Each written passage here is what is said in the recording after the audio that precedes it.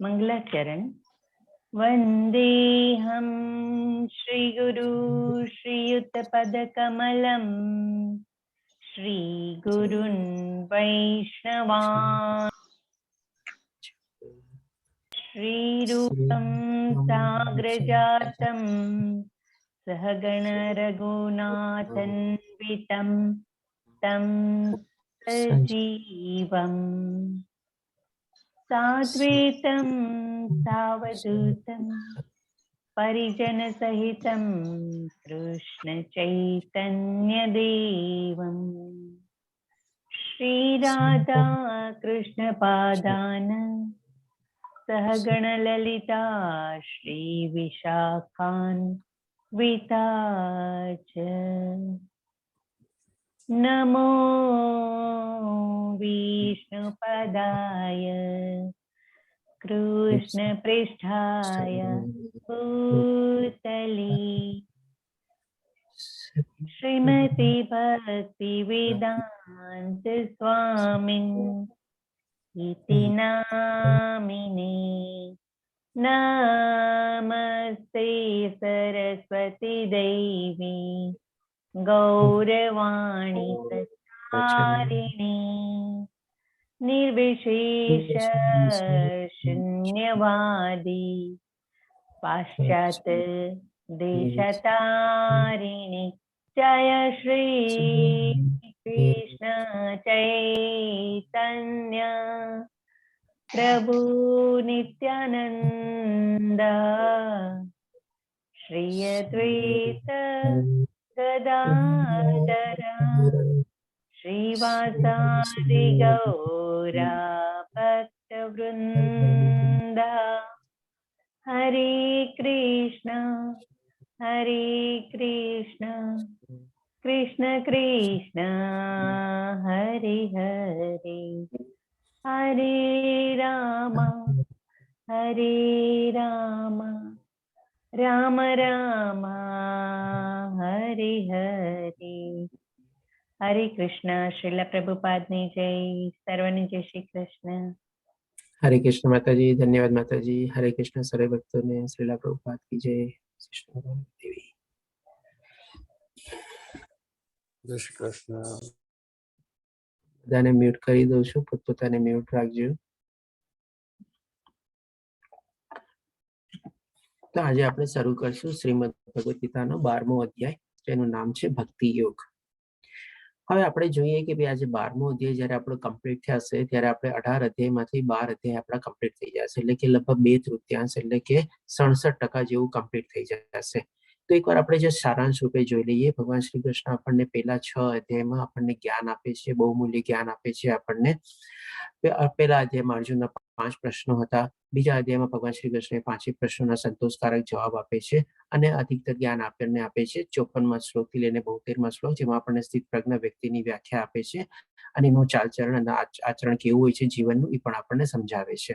એટલા માટે આપણે ગીતા સાર અથવા ગીતાનો સારાંશ તરીકે આપણે જાણીએ છીએ. પછી જયારે અર્જુનના પ્રશ્નો ઉભા થાય છે ત્યારે ભગવાન શ્રી કૃષ્ણ કર્મનું જ્ઞાન આપે છે 3જા અધ્યાયમાં. પછી 4થા અધ્યાયમાં ભગવાન શ્રી કૃષ્ણ પોતાનું દિવ્ય જ્ઞાન આપે છે કે પોતે ક્યારે કેવી રીતે શું કામે અવતરિત થાય છે. સાથે સાથે આપણને વર્ણ વ્યવસ્થાનું પણ જ્ઞાન મળે છે એમાંથી. 5મા અધ્યાયમાં ફરીથી અર્જુનના પ્રશ્ન ક્યારે થાય છે, એટલે કે ભગવાન શ્રી કૃષ્ણ કર્મ નિષ્ઠા એટલે કે નિષ્કામ કર્મયોગ કેવી રીતે આપણે કરવો એ સમજાવે છે. અને પછી 6થા અધ્યાયમાં ભગવાન શ્રી કૃષ્ણ આપણને અષ્ટાંગ યોગ સમજાવે છે કે કેવી રીતે ભગવાનની નિરાકાર અથવા નિર્ગુણ રૂપમાં જે લોકો ભક્તિ કરતા હોય અને પ્રાપ્ત કરવાની કોશિશ કરતા હોય તો એને કેવી રીતે કરવું જોઈએ.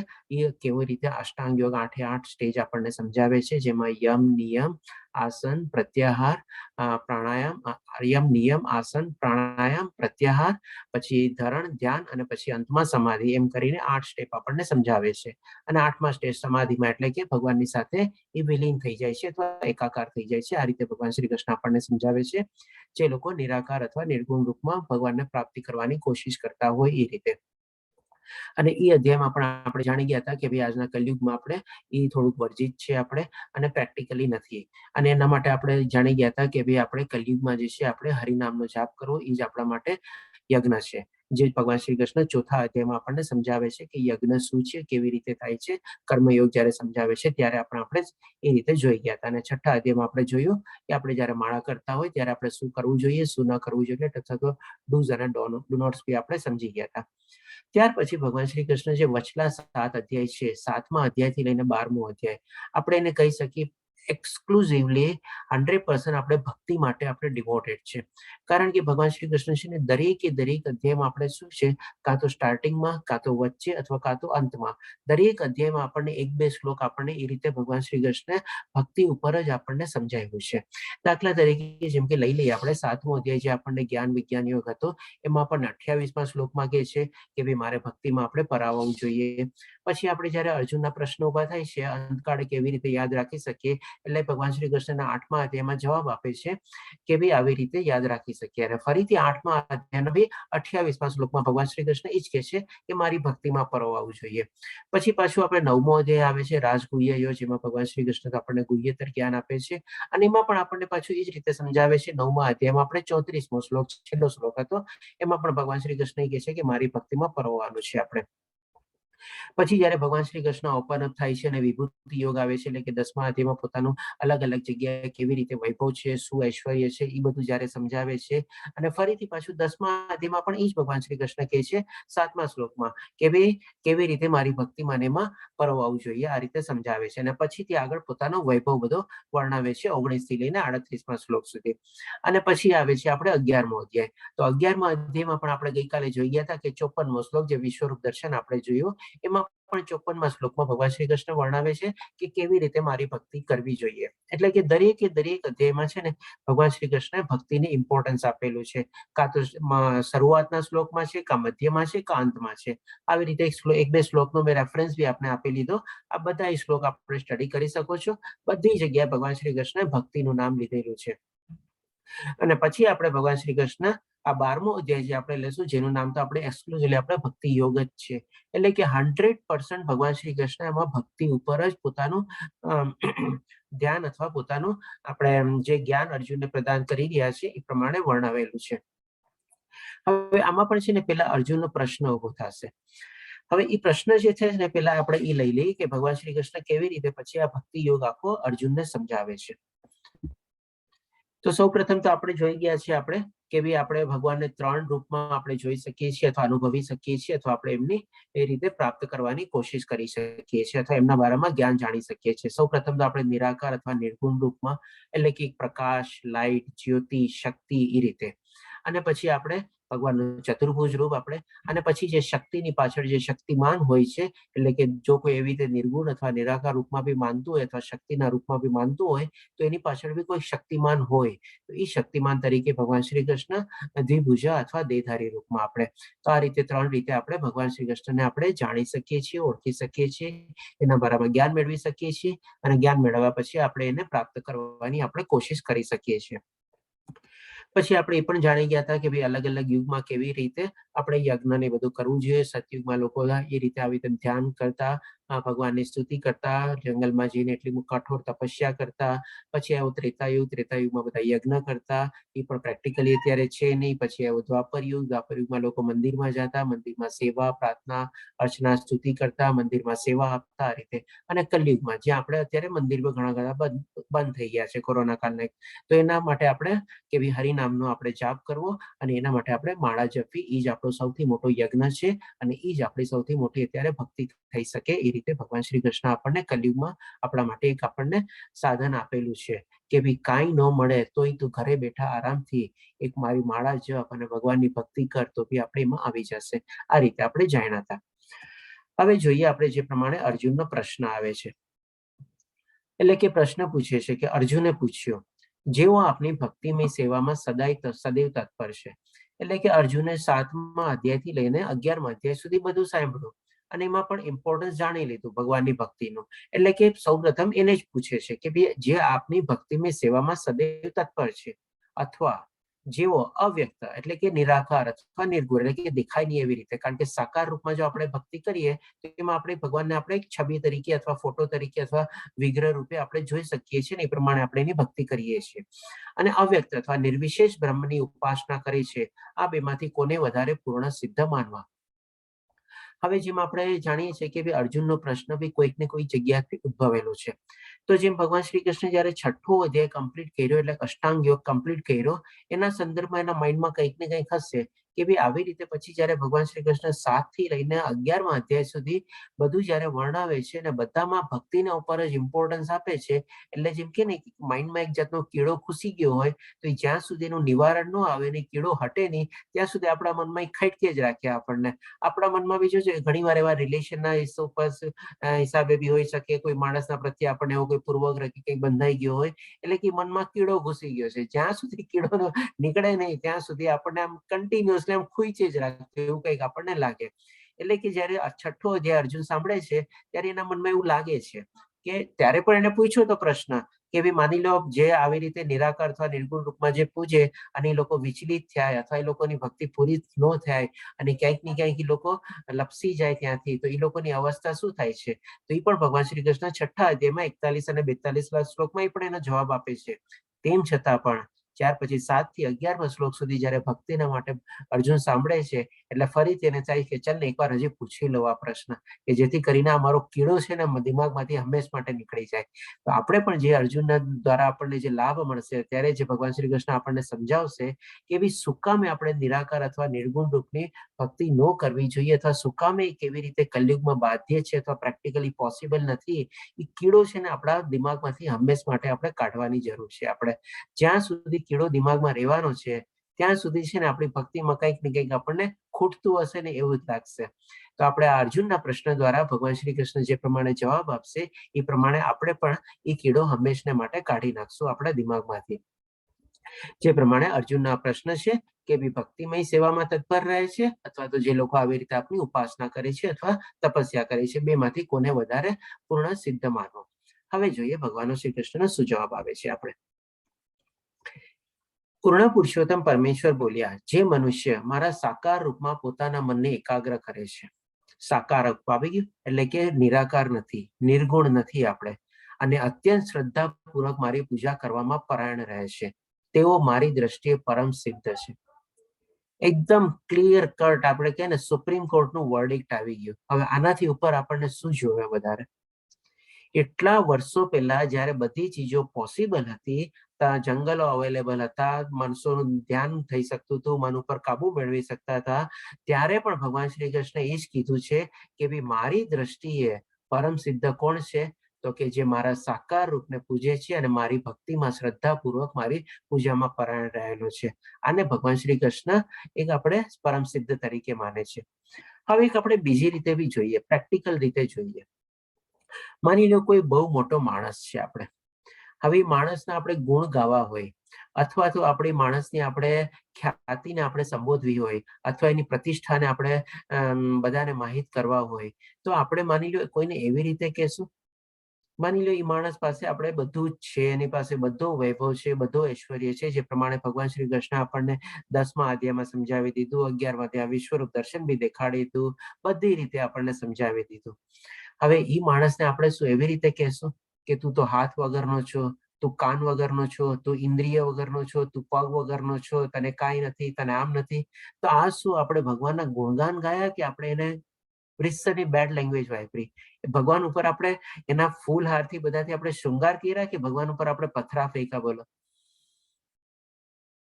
કોણ આવી રીતે આમ કરી શકે? બોલો, કે જે લોકો નિરાકાર અથવા નિર્ગુણ રૂપમાં જે કરતા હોય એક ટાઈપનું આ જ કરે છે ને, કે તને હાથ નથી, તને પગ નથી, તને કાન નથી, તને ઇન્દ્રિય નથી, તને આંખ નથી, તને મોઢું નથી, કાંઈ નથી, તો પછી શું છે?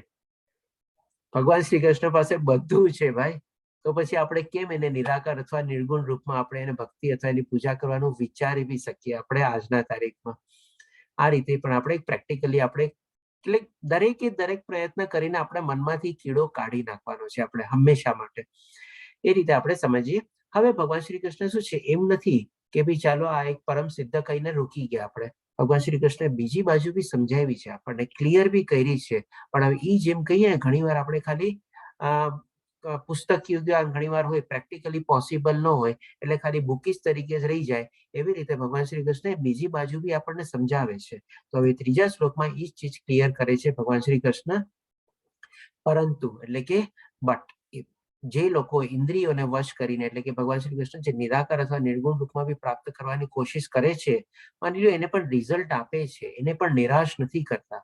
કે જે લોકો ઇન્દ્રિયોને વશ કરીને તથા સૌ પ્રત્યે સંભાવ રાખીને, સૌ પ્રત્યે સંભાવ રાખીને એટલે કે શું, બધામાં એક જ આત્મા એ જોવે છે.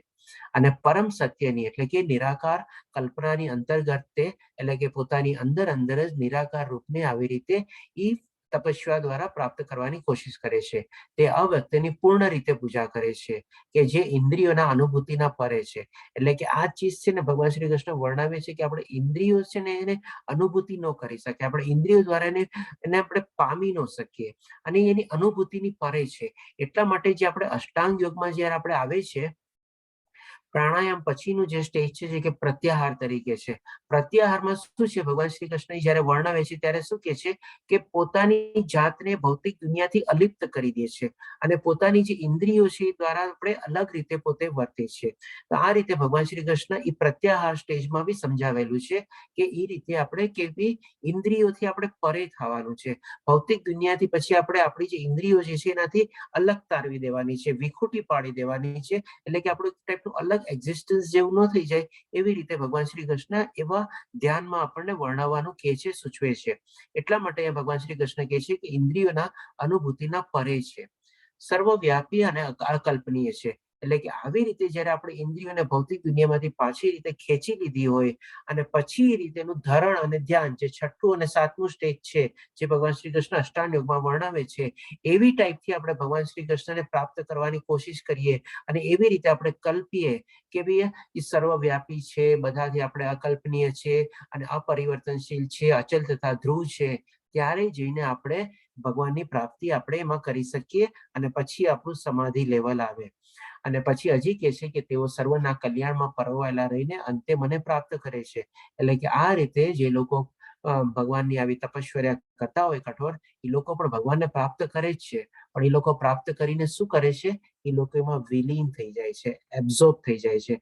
આપણે જે માની લો, આપણે સાકરનું પાણી બનાવીએ, પહેલા આપણે પાણી લીધું, હવે પાણીમાં પણ ભગવાન શ્રી કૃષ્ણ છે જ. પાણીમાં પણ ભગવાન શ્રી કૃષ્ણે શું કીધું છે, પાણીનો સ્વાદ પણ હું છું.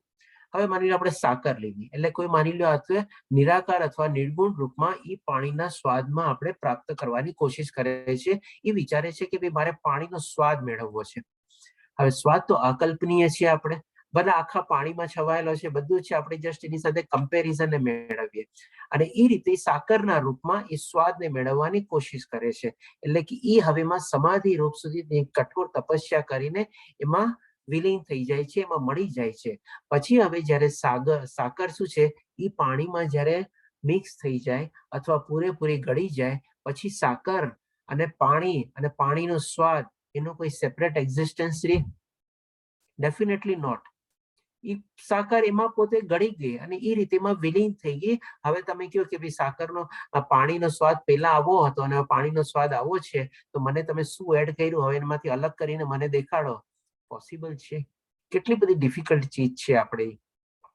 તો એ રીતે જે લોકો આવી રીતે ભગવાનને પ્રાપ્ત કરવાની કોશિશ કરે છે, એ લોકો સાકર રૂપી પાણીમાં પછી મિક્સ થઈ જાય છે. પછી એની આગળનું એ લોકોનું પણ પોતાનું કોઈ એવું એક્ઝિસ્ટન્સ રહેતું નથી.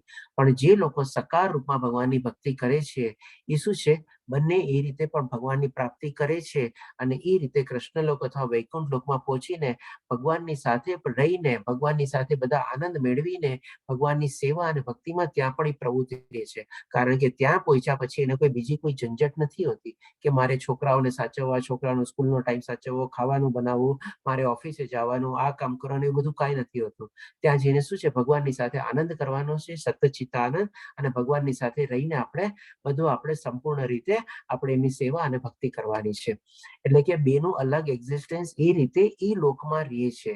પણ જે લોકો આવી રીતે પ્રાપ્ત કરવાની કોશિશ કરે છે, ભગવાન શ્રી કૃષ્ણને પોતાનામાં સમાવી લે છે. અને એ રીતે પછી એને અલગ એક્ઝિસ્ટન્સ તરીકે કઈ રહેતું નથી. આ બેન આપણે ડિફરન્સ છે. આ જાણીને આપણે આપણા માઇન્ડમાં જે કીડો છે આપણે હટાવવાની કોશિશ કરવાની છે, કારણ કે આજની તારીખમાં પોસિબલ છે જ નહીં. આપણે હવે ભગવાન શ્રી કૃષ્ણ આ 5મા શ્લોકમાં આપણને પણ સમજાવશે કે ભાઈ શું કામ એ ડિફિકલ્ટ છે. આપણે એટલે કે જે મનુષ્યોના પરમેશ્વરના અવ્યક્ત નિરાકાર સ્વરૂપ પ્રત્યે આસક્ત થાય છે, એટલે કે એ રીતે હજી બી મેળવવામાં કંઈક ને કંઈક એ લોકોને એટ્રેક્શન છે, તેમને માટે પ્રગતિ કરવાનું અત્યંત કષ્ટપ્રદ હોય છે. દેહધારીઓ માટે તે ક્ષેત્રમાં પ્રગતિ સાધવી અત્યંત દુષ્કર છે. એટલે કે અહીંયા સુધી ભગવાન શ્રી કૃષ્ણ બતાવી દીધું કે અત્યંત કષ્ટપ્રદ છે. હવે એનું રીઝન બી બતાવે છે. શું રીઝન છે? તો કે દેહધારીઓ માટે જ્યાં સુધી આપણે આ શરીર લઈને બેઠા છીએ ને, અને જ્યાં સુધી આપણું આ શરીરનું મહત્વ આપણા મનમાંથી નહીં હટે ને, ત્યાં સુધી એમાં એ ટાઈપના પ્રગતિ કરવી એમાં બહુ જ મુશ્કેલ છે. આપણે શાંત મને, શાંત ચિત્તે, એકાગ્ર મને, એકાગ્ર થઈને આપણે એક માળા બી સરસ રીતે નથી જપી શકતા. એમાં પણ આપણું પૂરેપૂરું મન ખૂંચાવવા માટે આપણે કેટલો પ્રયત્ન કરવો પડે છે. તો પછી આવી રીતે કઠોર સાધના અને કઠોર તપસ્વર્યા, અષ્ટાંગ યોગ ફોલો કરવો, વિચારો કેટલું અઘરું થઈ શકે આપણે બધા માટે. તો એ રીતે ભગવાન શ્રી કૃષ્ણ અહીંયા વર્ણવે છે કે આવી રીતે દેહધારી માણસો માટે એ પ્રાપ્ત કરવું બહુ જ દુષ્કર છે અને નેક્સ્ટ ટુ ઇમ્પોસિબલ જેવું ભગવાન શ્રી કૃષ્ણ વર્ણવે છે. જો એ ટાઈમમાં ભગવાન શ્રી કૃષ્ણ 5000 વર્ષો પહેલા કીધેલું હોય તો આજની તારીખમાં કોના માટે પોસિબલ છે? મને કહો. કોઈના માટે પોસિબલ નથી.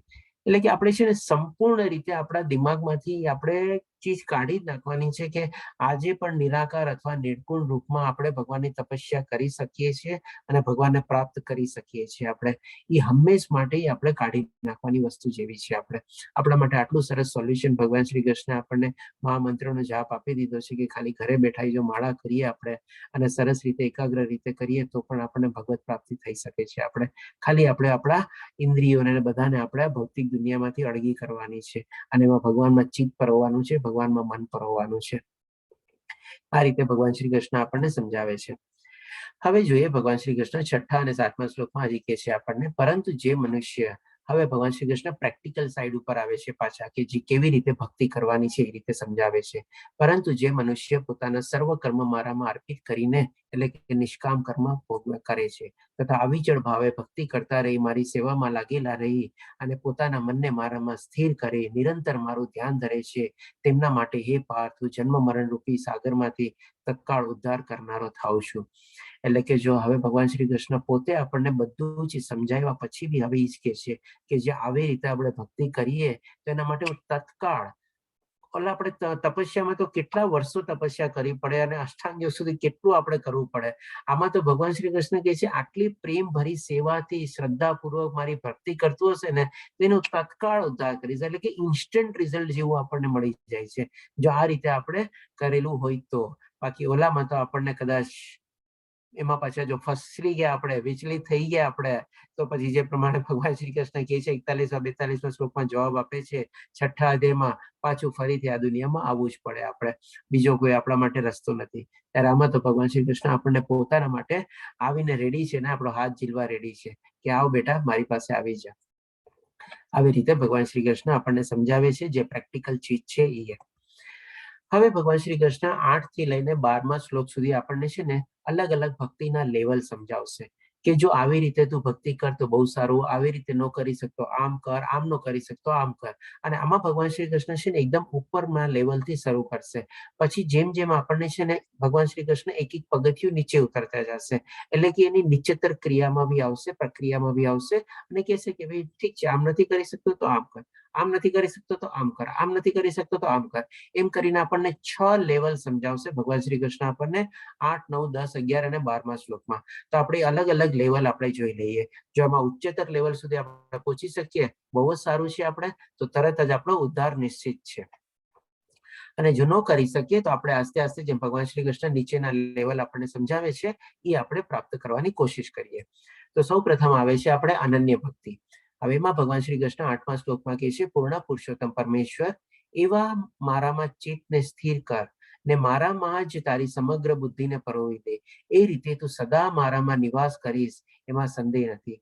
એટલે કે આપણી સંપૂર્ણ આપણે છે ને મન, બુદ્ધિ, બધું ચીજ આપણે ભગવાનની ભક્તિમાં લગાવી દઈએ, એકાગ્રતા રૂપે લગાડી દઈએ, પૂરી શ્રદ્ધાપૂર્વક લગાડી દઈએ, પૂરેપૂરું ચિત્ત એમાં પરોવી દઈએ આપણે, તો ભગવાન શ્રી કૃષ્ણ આપણને ગેરંટી આપે છે કે હવે મારી સાથે જ નિવાસ કરીશ, એટલે કે મારી સાથે તને રહેવાનો મોકો મળશે.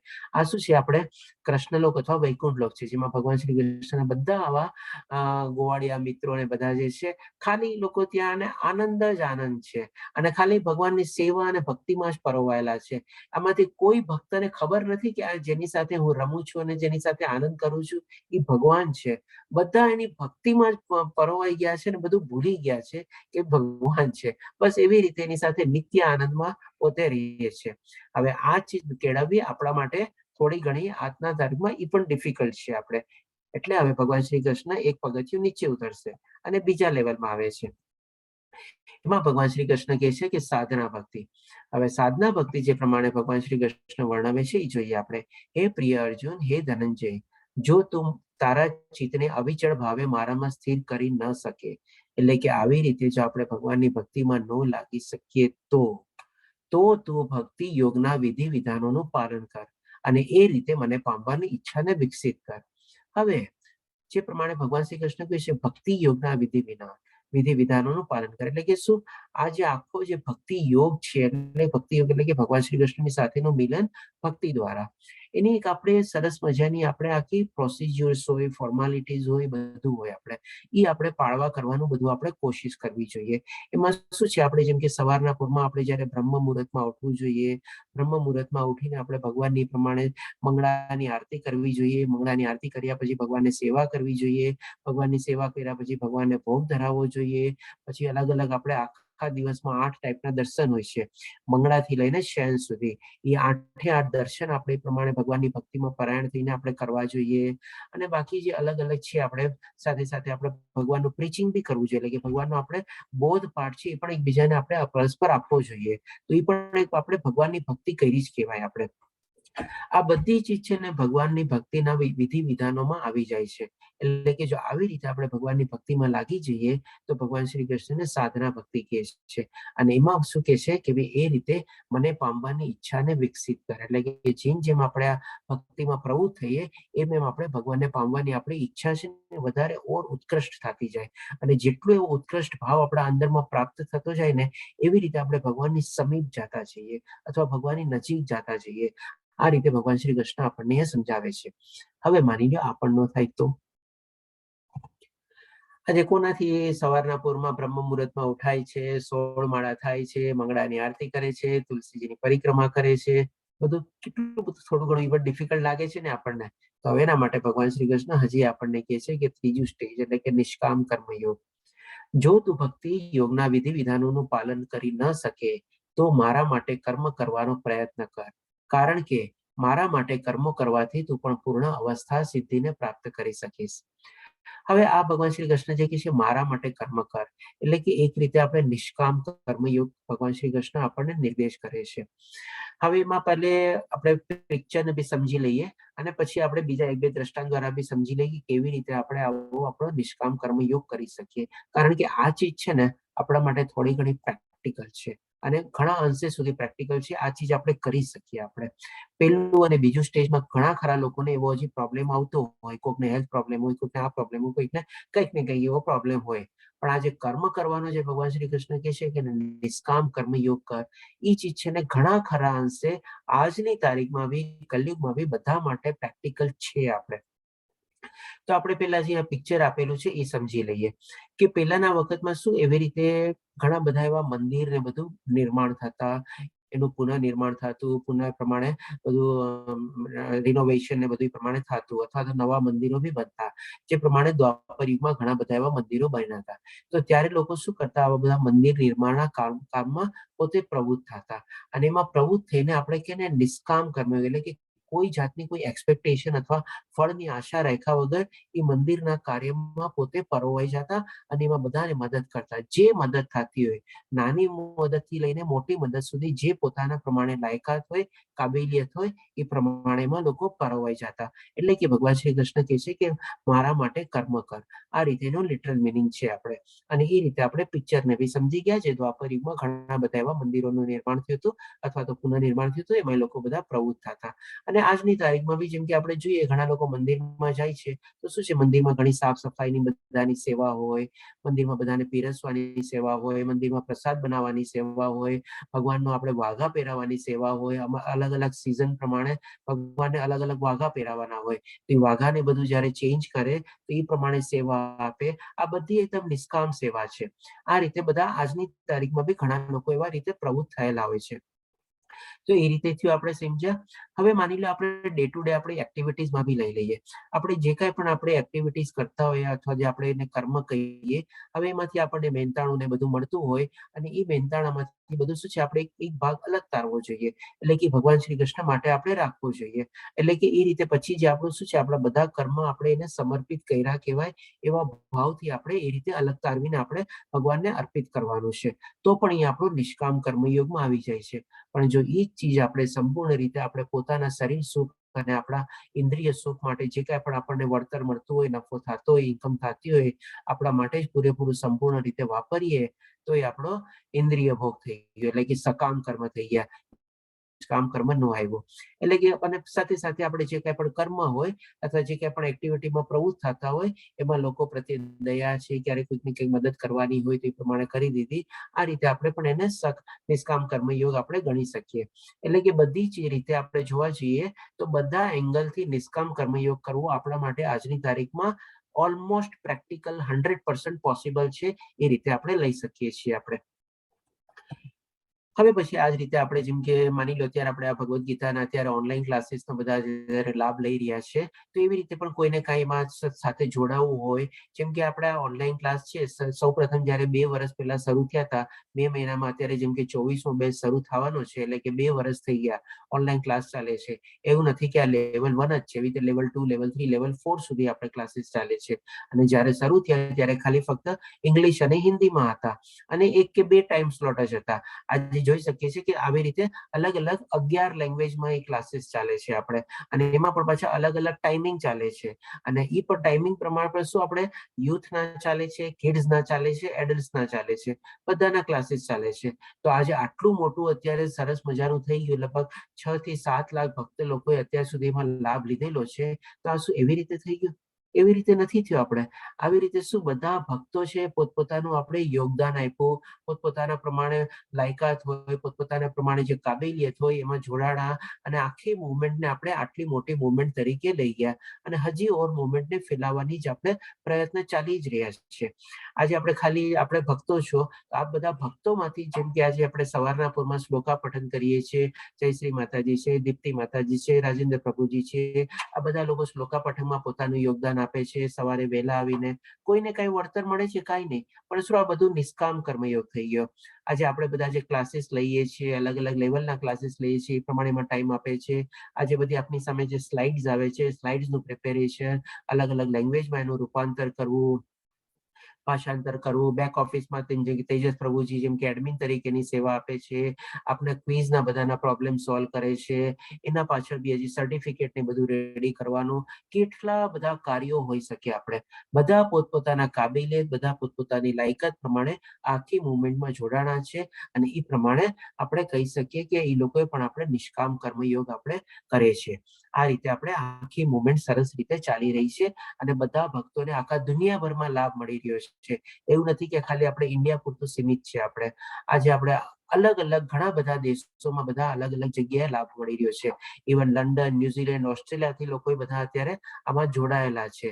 ક્લાસીસમાં બી જોડાય છે એઝ અ ભક્ત તરીકે, સાંભળવા તરીકે, અને પોતે અલગ અલગ પછી અલગ પોતાની પ્રવૃત્તિ પ્રમાણે, લાયકાત પ્રમાણે મુવમેન્ટમાં બી જોડાઈ ગયા છે અને એનો એક પાર્ટ બની ગયા છે. પોતે ગમે ત્યાંથી કેટલા ગામ 200 દૂર બેઠા છે, તેમ છતાં પણ આનો એક અગત્યનો ભાગ બધા બની ગયા છે.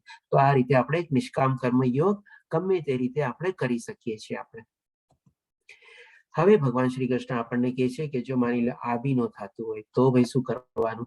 એટલે કે અહીંયા પછી આપણે જોશું ચોથું આપણે લેવલ આવે છે સકામ કર્મ.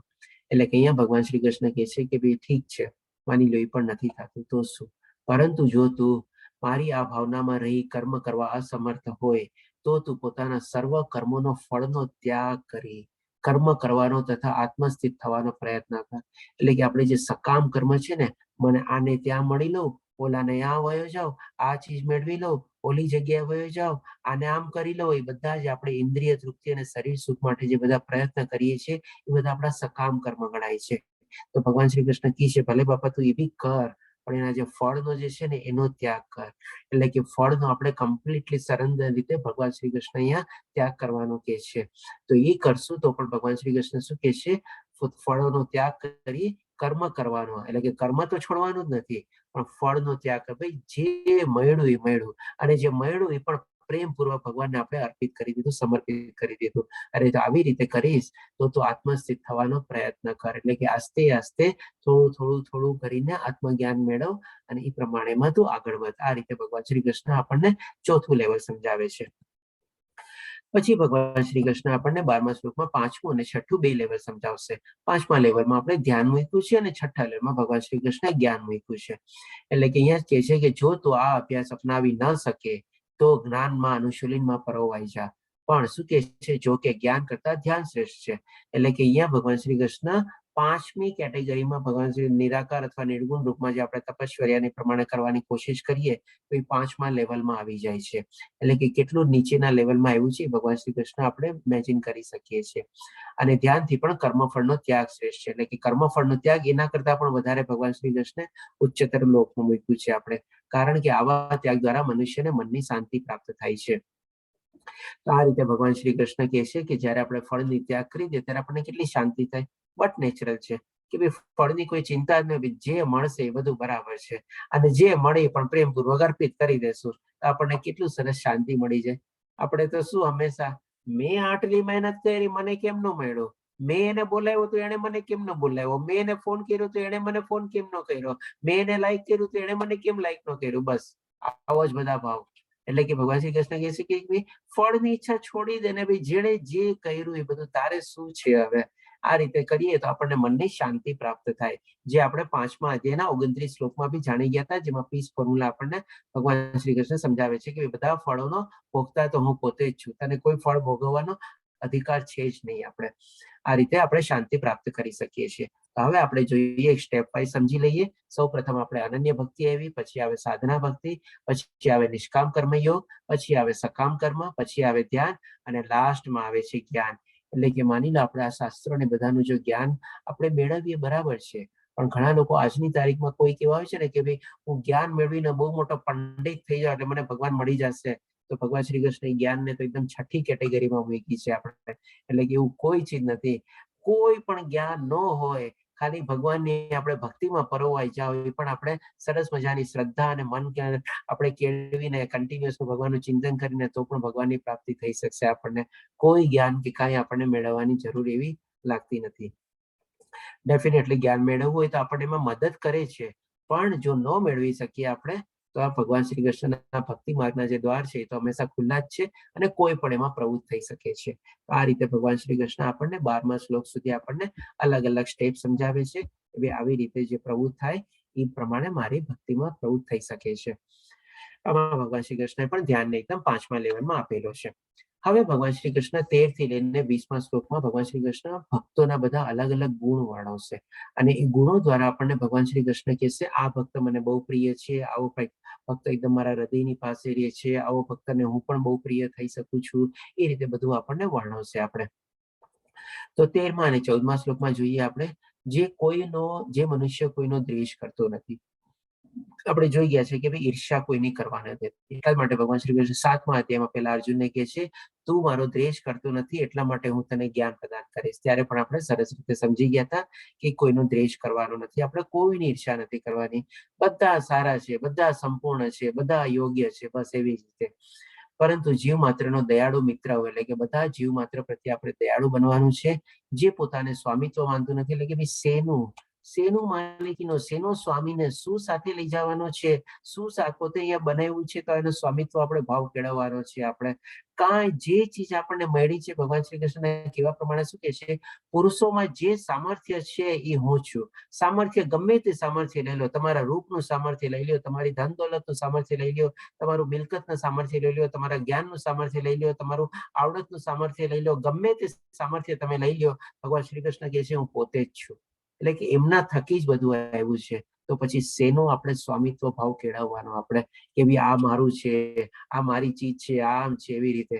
એટલે કે આવી રીતે ભગવાન શ્રી કૃષ્ણ કહે છે પોતાને સ્વામી માનતો નથી, તથા મિથ્યા અહંકારથી રહિત છે. અહંકાર ક્યારે આવે? જયારે આપણે સ્વામિત્વ ભાવ કેળવીએ ત્યારે જ ને. આપણે સ્વામિત્વ ભાવ જ બધું છોડી દીધો કે ભાઈ ઠીક છે બધું ભગવાનનું છે, ઓકે, મારી પાસે રહેવાનું હશે ત્યાં સુધી રહેશે, નહીં રહેવાનું હશે તો વયું જશે, ભગવાને આપ્યું હતું ને ભગવાને લઈ લીધું એ પ્રમાણે. તો પછી આપણને અહંકાર બી ન રહે. જે સુખ તથા દુઃખમાં સંભાવ રહે છે, જે પ્રમાણે ભગવાન શ્રી કૃષ્ણ અર્જુનને કીધું હતું કે ભાઈ સુખ અને દુઃખ તો સિઝનની જેમ આવવાના છે અને જવાના છે, ત્યારે એને સહન કરતા રહેવું પડશે. તો આપણે પણ શું છે, ક્યારેક દુઃખ આવ્યો ભાઈ ઠીક છે, આ સમય બી વયો જશે, પાછું સમય ચેન્જ થશે. એવી જ રીતે જો આપણે જીવીએ, કેટલી સરસ શાંતિ મળે આપણને હંમેશા. કોઈ ચીજ ભાઈ આજે વાતાવરણ આવું છે, કાલે વાતાવરણ હતું, કાલે આમ છે, આજે આમ છે, બધું કાંઈ મનમાં રાખ્યા વગર બધું સારું જ છે, બસ બધું સારું. એવી રીતે કેટલી શાંતિ મળે. જે સહિષ્ણુ છે, હવે આપણે માની લો આવી રીતે સંભાવ આપણે રાખી લીધો હોય તો પછી આપણે સહિષ્ણુતા ઓટોમેટિક આવી જાય, બાય ડિફોલ્ટ જ આવી જાય. એવું નથી કે આપણે કેળવવી પડે. સહિષ્ણુતા એટલે કે ટોલરન્સ પાવર ઓટોમેટિકલી આવી જાય. સદા આત્મસંતુષ્ટ છે આપણે. જો બધા જીવ પ્રત્યે આપણે દયાળુ હોઈએ તો ડેફિનેટલી આપણે આત્મસંતુષ્ટ બી થઈ જઈએ, આત્મસંયમી બી થઈ જઈએ. તથા દ્રઢ નિશ્ચયપૂર્વક મારામાં મન તથા બુદ્ધિ સ્થિર કરી ભક્તિ પરાયણ કરે છે. આ બધું ચીજમાં આપણે ભગવાનને પાછળ કારણરૂપ માની લઈએ તો પછી હવે એની ભક્તિમાં ન પરોવાનું તો કોઈ કારણ જ ન રહ્યું આપણા માટે. ફક્ત એક જ કારણ રહ્યું કે ભાઈ ભગવાનની ભક્તિમાં જ પરોવો. તો પછી હવે આપણા માટે શું છે, એકદમ કહીને બધી ચીજ આપણે ઓટોમેટિક થવા માંડે અને બાય ડિફોલ્ટ થવા માંડે. જો આવા બધા ભાવ ને બધું આપણે કેળવતા જઈએ ને તો એવું નથી કે આ ભગવાનની ભક્તિ કરવી બહુ અઘરી ચીજ છે આપણે, પણ આ શું છે, સ્ટેપ બાય સ્ટેપ એ રીતે આપણે કેળવવાનું છે. આપણે જેમ જેમ આપણે કેળવવાય છે ને, જેમ આપણે કહે ને કે ભાઈ નાનો છોડ હોય, આપણે ક્યાં બાળક અને છોડ એટલે કે શું ભાઈ જેમ વાળો એમ વળે, એ રીતે. તો આપણે જેમ જેમ આપણી મનસ્થિતિ અને આપણા વિચારોને બધાને જેમ જેમ વાળતા જઈએ, કેળવતા જઈએ, ઓટોમેટિકલી આપણે ભગવાનની ભક્તિમાં પ્રવૃત્ત થતા જ જઈએ. આપણે કે એટલી કે મહેનત નથી કરવાની રહેતી, આપણે કહીએ ને તો. એટલે કે બુદ્ધિ સ્થિર કરી ભક્તિ પરાયણ રહે છે, આવો ભક્ત મને બહુ પ્રિય છે. આ રીતે ભગવાન શ્રી કૃષ્ણ વર્ણવે છે. અહીં આપણે જોઈ શકીએ છીએ કે ભગવાન શ્રી કૃષ્ણ દ્વારકાધીશ એટલે કે દ્વારકાના રાજા હતા. તેમ છતાં બી જયારે એમના મિત્ર સુદામા આવે છે ત્યારે એમના ચરણ ધોવે છે. કોઈ ચીજની કાંઈ શરમ નથી. આજે આપણને શું છે, નાના એવા કોઈ કામ કરવામાં મારાથી કેમ થાય, એ ઠીક છે, એ આવશે ને ત્યારે કરી દેશે, ભલે પડ્યું રામ. શું છે ભાઈ, ઓકે, કાંઈ બી નાનામાં નાનું બી કામ હોય આપણે લાવો ને ભાઈ, કામ કરવાનું છે, પતાવી દેવાનું. તો પછી શું છે, એટલે કે આપણે તરત એમાં બી આપણો અહમ ભાવ આવી જાય છે. એ કામ હું ન કરું, મારાથી ન થાય કામ, એવી રીતે. ઓકે, હવે જોઈએ હજી ભગવાન શ્રી કૃષ્ણ 15મા શ્લોકમાં કહે છે, જે કોઈને કષ્ટ આપતો નથી અને જે અન્ય કોઈના કારણે અસ્વસ્થ થતો નથી. જો બધા પ્રત્યે આપણે દયાળુ હોઈએ તો પછી આપણને કોણ કષ્ટ આપે કે આપણે બીજાને કષ્ટ આપીએ. આપણે જે સુખ તથા દુઃખમાં, ભય તથા ચિંતામાં સંભાવિત રહે છે, એવો એ ભક્ત મને બહુ પ્રિય છે. જે ઓલરેડી ભગવાન શ્રી કૃષ્ણ આગલા શ્લોકમાં જ આપણને કહી દીધી.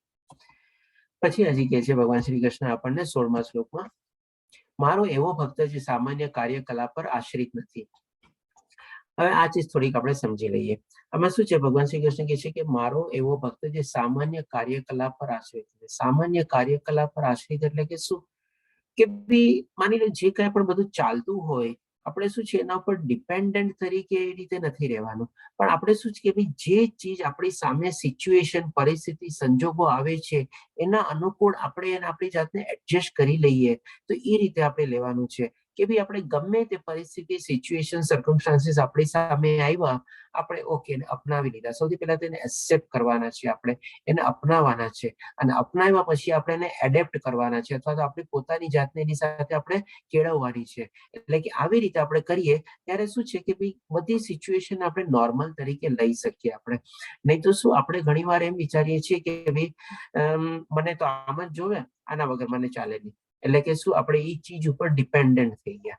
એટલે કે એવી ટાઈપનો આપણે આશ્રિત ભાવ આપણે કેળવવાનો નથી કે આ વગર મને ચાલે જ નહીં, આમ હોય તો જ થાય, આના વગર તો આમ થાય જ નહીં, એવો કોઈ ભાવ આપણે કેળવી લઈએ છીએ ત્યારે આપણને દુઃખ થાય છે અને આપણને તકલીફ થાય છે. એ પ્રમાણે પછી આગળ કહે છે કે જે શુદ્ધ છે, દક્ષ છે, એટલે કે સ્ટેબલ છે, આપણે ચિંતા રહિત છે, સમસ્ત કષ્ટ રહિત છે અને કોઈ ફળને માટે પ્રયત્નશીલ રહેતો નથી. કે ભાઈ ફળનો ત્યાગ કરી દીધો છે, ફળની ઈચ્છાનો ફળ પ્રાપ્તિ ઈચ્છાનો ત્યાગ કરી દીધો છે, તો પછી એના માટે પ્રયત્નશીલ શું રહેવું. અને મને અતિશય પ્રિય છે. આમાં આપણે જેમ કે પિક્ચરમાં જોઈ શકીએ છીએ, સુદામાજીનો ફોટો છે. સુદામાજીની એટલા દરિદ્રતા હતા, તેમ છતાં બી એમના મિત્ર એટલા આપણે વૈભવશાળી હતા, બધા ઐશ્વર્ય હતા.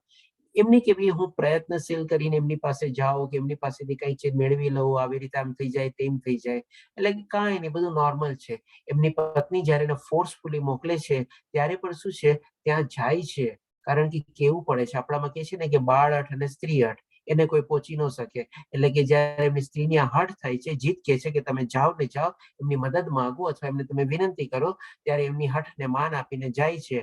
પણ છે છતાં પછી જેવા ઘરથી નીકળે છે પછી તો સ્ત્રી હઠ પૂરી થઈ ગઈ, ઠીક છે તારી હઠ પ્રમાણે વયો તો ગયો, પણ હવે આગળ તમારે જે પ્રમાણે કરવું હશે એ પ્રમાણે જ કરીશ. ત્યાં જઈને પણ કઈ માંગતા કરતા કાંઈ નથી. પણ ભગવાન શ્રી કૃષ્ણ જેમ આપણે 9મા અધ્યાયના 22મા શ્લોકમાં કીધેલું છે કે મારા ભક્તોની બધી જરૂરિયાતો હું પૂરી કરું છું અને એની પાસે જે છે એનું રક્ષણ બી કરું છું. એ રીતે જયારે સુદામા પાછા ફરે છે ત્યારે જોવે છે કે ઝૂંપડીની બદલે મહેલ થઈ ગયું છે, બધું પોતાને એ પ્રમાણે ભગવાન શ્રી કૃષ્ણે આપી દીધેલું છે. એટલે કે એક્સ્ટ્રા એફર્ટ નહીં, એટલે કે ફળને માટે પ્રયત્નશીલ નથી રહેતો. અને આપણે બીજી સેન્સમાં બી આજની ભૌતિક દુનિયામાં કરી શકીએ કનેક્ટ કે ભાઈ ઘણા લોકો શું છે કે ભાઈ મારે તો આ મેળવવું જ છે, આ મને ચીજ મળવી જ જોઈએ, મારું સેલ્સ ટાર્ગેટ આ થવું જ જોઈએ, મારો પ્રોફિટ આટલો થવો જ જોઈએ, એના માટે કેટલી મહેનત કરે, ઓવર ટાઈમ કરે, આ કરે તે કરે. એવી રીતે નહીં, જે નોર્મલ પોતાનું કર્મ કરવાનું છે એ પ્રમાણે કર્મ કરીને પોતે શાંતિથી બેસી જવાનું, ભગવાન ઉપર ફળ છોડી દેવાનું. ઘણી વાર ઓછા કર્મથી પણ આપણને સારું ફળ મળી જાય છે, વધારે ફળ મળી જાય છે. અને ગમે તેટલા કર્મ કરો ને, નહીં ફળ મળવાનું હશે તો નહીં જ મળે. એ આપણા કર્મની ગતિ છે. એ પ્રમાણે આ રીતે ભગવાન શ્રી કૃષ્ણ કહે છે કે ફળ માટેની પ્રયત્નશીલ નથી રહેતો, તે મને અતિશય પ્રિય છે. પછી હવે 17મા શ્લોકમાં ભગવાન શ્રી કૃષ્ણ કહે છે જે કદી હર્ષ પામતો નથી કે કદી શોક કરતો નથી, જે પશ્ચાતાપ કરતો નથી કે કશું ઈચ્છતો નથી, અને જે શુભ તથા અશુભ બંને વસ્તુનો પરિત્યાગ કરે છે, તે ભક્ત મને અત્યંત પ્રિય છે.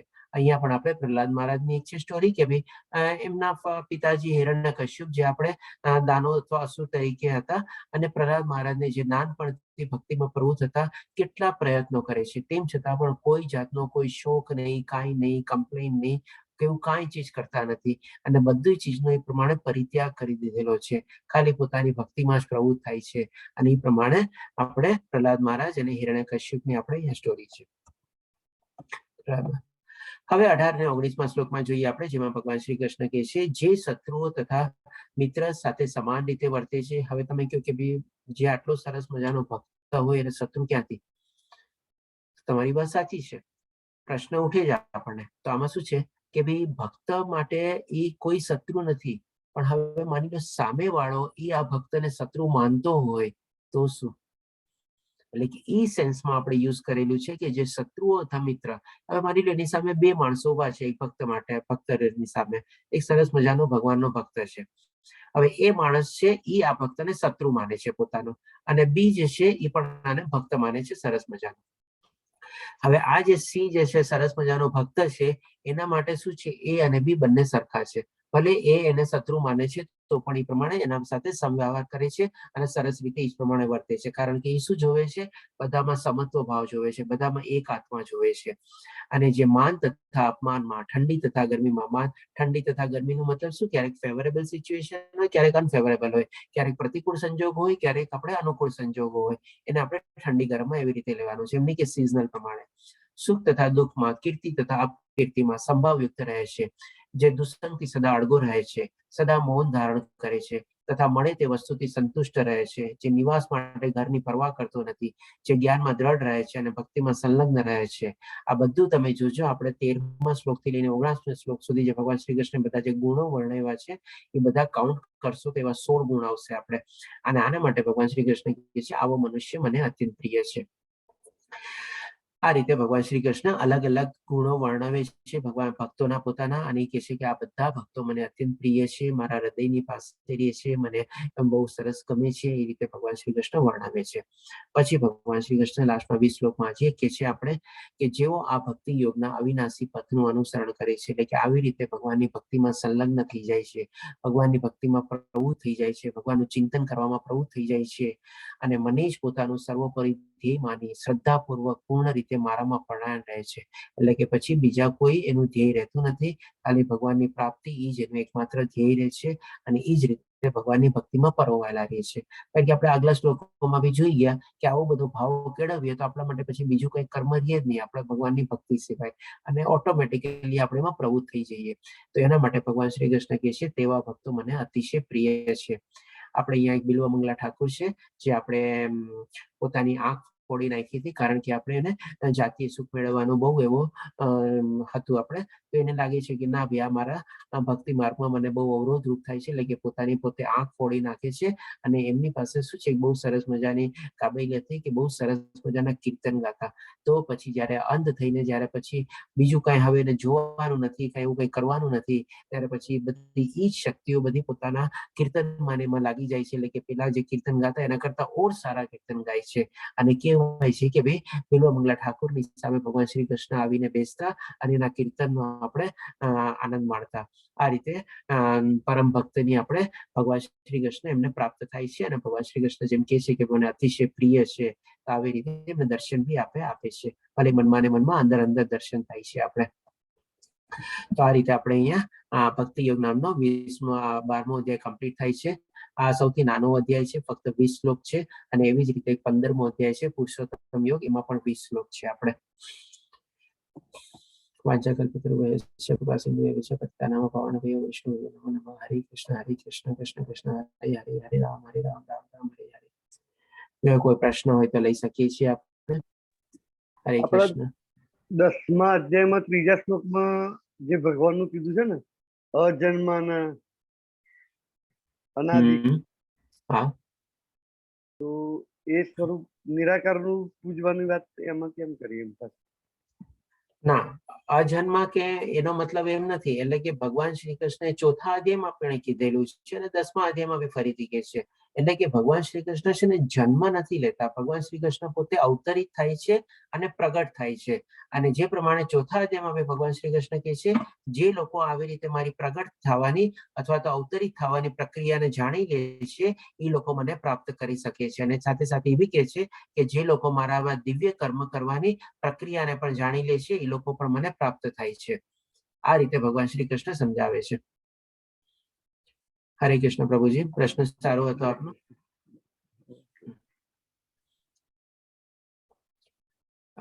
બીજા કોઈ પ્રશ્ન? હરે કૃષ્ણ પ્રભુજી. હરે કૃષ્ણ, જય શ્રી કૃષ્ણ પ્રભુજી. પ્રભુજી આપણે છે ને, હું શૈલેષ જ બોલું છું, મેં બીજા મોબાઈલ થી લોગિન કર્યું છે એટલે. પ્રભુજી અત્યારે હાલ જે મેનેજમેન્ટમાં બધા ગુરુ કહેતા હોય છે કે ભાઈ start the and with in mind, મતલબ અલ્ટિમેટ ગોલ ને મગજમાં રાખીને ચાલો, અને એન્ડ રિઝલ્ટ મતલબ ટાર્ગેટ અચીવમેન્ટ આ તે મતલબ રૂટીન લાઈફમાં એ છે જ. તો આ બંને સાથે કેળવવું હોય તો કેવી રીતે પ્રોસેસ કરવી જોઈએ તમારે પર્સનલ લાઈફમાં? બીજું એટલે કે નિષ્કામ મતલબ તમારે કર્મ શ્રી કૃષ્ણ ભગવાનને જ અર્પણ કરવાનું છે. હા, બહુ સરસ પ્રશ્ન છે આપનો, એકદમ પ્રેક્ટિકલ લાઈફ ઓરિએન્ટેડ છે, અને તમે તો એકદમ ભૌતિક દુનિયા અને આધ્યાત્મિક દુનિયાને કમ્બાઇન્ડ કરી દીધી આપણે, હું કહીશ. તો શૈલેષ પ્રભુજી, મને આ પ્રશ્નના જવાબ આપવા માટે મને ખાલી એટલું જણાવો કે આપ કયા પ્રોફેશનમાં અથવા કેવી રીતે પ્રવૃત્ત છો, જેથી કરીને હું આપને સરસ સમજાવી શકું. મારે ખ્યાલથી આપણે સ્ટાર્ટિંગમાં એમઆર તરીકે એમ કીધું. હા, ફાર્મા સેલ્સમાં છું, અને અમારે એવરી મંથલી ટાર્ગેટ્સ હોય છે, ક્વાર્ટરલી, યરલી બધા અલગ અલગ ટાર્ગેટ્સ હોય છે, અને કોઈ પણ મીટિંગ્સ હોય તો ટાર્ગેટ જ ડિસ્કશન થાય. હરે કૃષ્ણ પ્રભુજી, મને તો આ બહુ જ સતાવે છે, આ પ્રશ્ન બહુ જ સતાવે છે, કારણ કે મેનેજમેન્ટમાં સૌથી પહેલા ટાર્ગેટ આપવામાં આવે છે, અને પછી એને રોડમેપ આપવામાં આવે છે અચીવ કેવું કરવું. મારે તો દરેક ટ્રેનિંગ નો ગોલ જ આ હોય છે. તો ચાલો તમારા બંનેના આપણે કમ્બાઇન્ડ કરી દઈએ આપણે. હવે રાજેન્દ્ર પ્રભુજી, તમે જેમ કે ટ્રેનિંગ ફિલ્ડમાં છો, હવે ટ્રેનિંગ ફિલ્ડમાં મોસ્ટલી તમે અત્યારે બધાને એ ટ્રેનિંગ આપતા હોય કે તમારું ટાર્ગેટ વધારો, ગોલ વધારો, પ્રોફિટ વધારો, આ વધારો, ગોલને કેવી રીતે અચીવ કરવો, એ રીતે તમે બધું આપતા હો જ્ઞાન આપણે. ઠીક છે. બરાબર અને બરાબર માની લે આપણે અત્યારે શૈલેષ પ્રભુજીનો બી એક્ઝામ્પલ સાથે આપણે કમ્બાઈન કરીએ, કારણ કે આ પ્રશ્ન હવે મને થોડોક વાર બહુ ઈઝી થશે જવાબ આપવાના માટે. જે પ્રમાણે શૈલેષ પ્રભુજીએ કીધું કે બી પણ ફાર્મસી ફિલ્ડમાં છે, મેનેજરિયલ પોઝિશનમાં છે, અને એના માટે પણ ઈ જ છે કે દરેક મીટિંગ થતી હોય, મંથલી ટાર્ગેટ જ કેવી રીતે અચીવ કરવું એના ઉપર જ ફોકસ હોય, એના જ ઉપર ડિસ્કશન હોય, અને ઈ જ રીતે આપણે બધા પ્રયત્નો કરીએ, બધાને પૂછીએ કે તારું ટાર્ગેટ કેમ શોર્ટફોલ, તારું ટાર્ગેટ આમ તેવી રીતે. બરોબર. હવે આનો આપણે સોલ્યુશન જોઈએ. હવે આ થયું આપણે આખું ભૌતિક દુનિયા, એટલે કે એક સાઈડ લઈએ આપણે. હવે આને આપણે આધ્યાત્મિકની સાથે આપણે કનેક્ટ કરીએ. એ પ્રમાણે આપણે સમજ્યા કે ભાઈ આપણે નિષ્કામ કર્મયોગ કરવાનો છે અથવા કર્મફળનો ત્યાગ કરવાનો છે એ રીતે. તો હવે માની લો આપણે એક એક્ઝામ્પલ તરીકે જ લઈએ કે માની લો ગયા મહિને આપણે શૈલેષ પ્રભુજીનો ટાર્ગેટ હતો કે ભાઈ એક પર્ટિક્યુલરલી એક મેડિસિન જે છે એના 1 લાખ પેકેટ વેચવાનો. થોડું ઘણું એ પ્રમાણે સમજાવું છું. આઈ હોપ કે ઇટ ઇઝ ક્લિયર થઈ જશે આપણને. ટેકનિકલ વધારે ભાષા મને નથી ખબર એટલી બધી. કે ભાઈ માની લો એક એમની દવા હતી કે જેના 1 લાખ આપણે માર્કેટિંગ કરવાનું અથવા તો ટાર્ગેટ હતું આપણે, અને આ મહિનાનું ટાર્ગેટ છે આપણે માની લો 1 લાખ ને 10,000, 10% આપણે વધારે અચીવ કરવાનું છે એ ટાર્ગેટને. એટલે કે જે પ્રમાણે શૈલેષ પ્રભુજી મેનેજર તરીકેના અંડરમાં માની લ્યો 100 MR હોય ને આ હોય, બધાને અલગ અલગ ટાર્ગેટ આપી દીધું કે તારે 5,000, ક્યારેક 10,000, તારે 2,000, ક્યારેક 1,000 એમ કરીને બધાનું મળીને 1,10,000 નો એક સરસ મજાનો પ્લાન બનાવી લીધો. હવે આપણે આમાં નિષ્કામ કર્મ એડ કરવાનું છે. આજે તમે જેમ કે 1 લાખ માની લો દવા આપણે વેચી, તો સૌથી પહેલા તો તમે માર્કેટ રિસર્ચ કર્યું જ હશે કે ભાઈ માની લો તમારી દવાની 1,10,000 ની ડોઝની જરૂરત છે કે નહીં, એ પહેલા રિસર્ચ કરેલું જ હશે. અથવા તો કોઈ બીજા કોઈ કંપનીનો પ્રોડક્ટ વેચાતો હશે કે જેથી કરીને તમે કહેશો કે ભાઈ એની કંપનીનો આટલો પ્રોડક્ટ વેચાય છે તો મારો કેમ ન વેચાય, એટલે તો જ તમે ટાર્ગેટ બનાવ્યું હશે 1,10,000. હવે તમે આમાં નિષ્કામ કર્મ એડ કરો. તમે ખાલી એટલું જ એમાં એડ કરવાનું છે, કારણ કે આટલો પ્રોબ્લેમ છે ને હું ડિસ્કશન કરવામાં વધારે ટાઈમ લઉં છું, સોલ્યુશન મને બતાવવામાં બહુ ઓછો ટાઈમ લાગશે એટલા માટે, પણ ખાલી સમજી શકો આજે બધું ડિસ્કસ કર્યું બધું બરાબર છે. એમ આઈ રાઈટ? રાઈટ પ્રભુજી. ઓકે. શૈલેષ પ્રભુજી આપનું શું મંતવ્ય છે? રાઈટ. એકદમ બરાબર છે. ઓકે. હવે આપણે સોલ્યુશન પાર્ટ તરફ જઈએ. સૌથી પહેલા તો જે તમે 1 લાખનું આપણે ગયા મહિને વેચી અથવા તો 1 લાખનું જે ટાર્ગેટ અચીવ કર્યું આપણે, તમે ત્યારે વિચારો કે ભાઈ માની લો આ જે દવા જે છે 1 લાખ માણસો સુધી પહોંચી અને એ લોકોએ બધા દવા લીધી. દવા લઈને એ લોકોને લાભ થયો અને એ લોકોની તબિયત સારી થઈ. તબિયત સારી થવાના કારણે એ લોકોએ પોતાના પાછા નોર્મલ એક્ટિવિટીમાં ને એમાં આવી ગયા. તો હવે એ ચીજ માની લ્યો, હવે અત્યારે હું જયારે 1,10,000 માણસોને આ મહિને હું મારું જે ટાર્ગેટ બનાવું છું, તો એ ભગવાનને પ્રાર્થના કરું છું કે હે ભગવાન, તમારા કૃપાથી હું બધા 1,10,000 માણસો સુધી પહોંચી શકું, એમને આ દવા પહોંચાડી શકું, એ દવાનો એ લોકોને લાભ મળી શકે કે જેથી કરીને એ લોકો પોતાની નોર્મલ લાઈફમાં પ્રવૃત્ત થઈ શકે, એવી આપને પ્રાર્થના છે. અને એના માટે તમે મને પ્રેરણા આપો અને મારા પ્રયાસોને આપને હું અર્પિત કરું છું કે જેથી કરીને એ લોકોને બધાને એ લાભ થાય. આમાં તમે મને કહો, તમે તમારું ક્યાંય ટાર્ગેટ પર્સનલ લીધો? તમે હંમેશા શું ચીજ વિચારી? લોકો માટે વિચારી. અને જે એફર્ટ શું કીધું કે તમારી કૃપાથી હું એવા પ્રયાસ કરું અને એ જે છે હું આપને અર્પણ કરું છું. આમાં ક્યાંય તમારો પોતાનો લાભ આવ્યો, તમારો પોતાનો પર્સનલ ટાર્ગેટ આવ્યો કે 1 લાખમાંથી 1,10,000 કરવાનો છે, અથવા તો તમે માની લો કોઈને આવી રીતે ટાર્ગેટ બેસાડવાનું કીધું તો એને કે આમાં તને આ બેનિફિટ થશે, ઓલો બેનિફિટ થશે, એવું ક્યાંય તમારો ભાવ આવ્યો? તમે તમારા અંડરમાં જેટલા MR છે એ બધાને ભૂલી ગયા. તમે કંપનીના ટાર્ગેટને ભૂલી ગયા, બીજી કંપનીના કોમ્પિટિશનના ટાર્ગેટને ભૂલી ગયા. તમે ખાલી સેના ઉપર ફોકસ કર્યું તો કે ભગવાન શ્રી કૃષ્ણને પ્રાર્થના કરી, અને તમે કોના ઉપર ફોકસ કર્યું તો કે ભાઈ જેને લાભ પહોંચે છે એ લોકોને હું વધારે લાભ પહોંચાડી શકું, એવી આપને હું પ્રાર્થના કરું છું કે જેથી મારા પ્રયાસો સફળ થાય. આમાં ક્યાંય તમારે આવ્યું? એકદમ ટોટલી નિષ્કામ કર્મ થઈ ગયો અને રિઝલ્ટ મળી ગયો. તો જે પ્રમાણે તમે કીધું બધાને લાભ થવાનો જ છે, પણ તમે તો પહેલાથી જ ફળની આશા છોડી દીધી ને, ફળની ઈચ્છા ત્યાગી દીધી કે ભાઈ લોકોને બધા મારે MR ની મને કોઈ ચિંતા નથી કે તારું ટાર્ગેટ થયું કે ન થયું, કંપનીનું ટાર્ગેટ થયું કે ન થયું મને કાંઈ ચિંતા નથી, કોમ્પિટિશનનું ટાર્ગેટ થયું કે ન થયું મને કાંઈ ચિંતા નથી. પણ આવી રીતે તમે નિષ્કામ કર્મ ભાવ તમે એડ કરી દીધો તો તમે કહો તમારું ટાર્ગેટ મળે તો તમને ફાયદો થાય કે નહીં? હરે કૃષ્ણ પ્રભુજી, ઇઝ ધેટ ક્લિયર? બિલકુલ બિલકુલ એક્ઝેક્ટ ક્લિયર છે.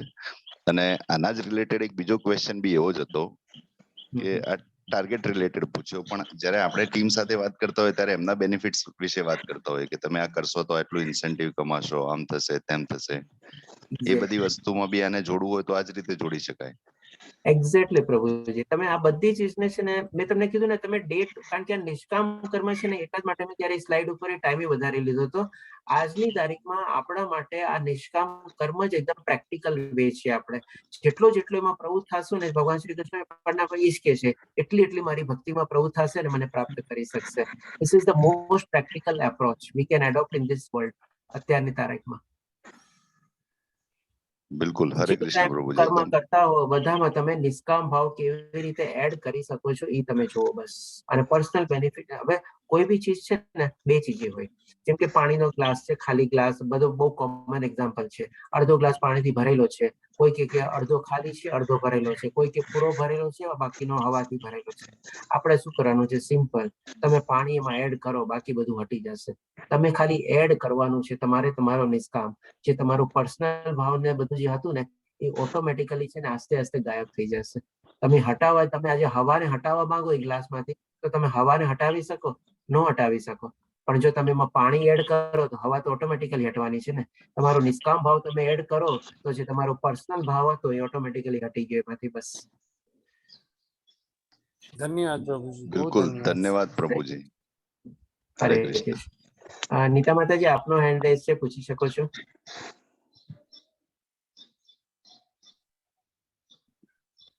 અને ઉન્નતિ માતાજીનો ચેટ બોક્સમાં મેસેજ છે, હરે કૃષ્ણ સ્ટાર્ટેડ ચેન્ટેડ નેમ. હરે કૃષ્ણ. ધન્યવાદ પ્રભુ માતાજી, ખૂબ સરસ, ખૂબ ખુશી થઈ જાણીને. નીતા માતાજી, આપનો હેન્ડ રેઝ છે, પૂછી શકો છો.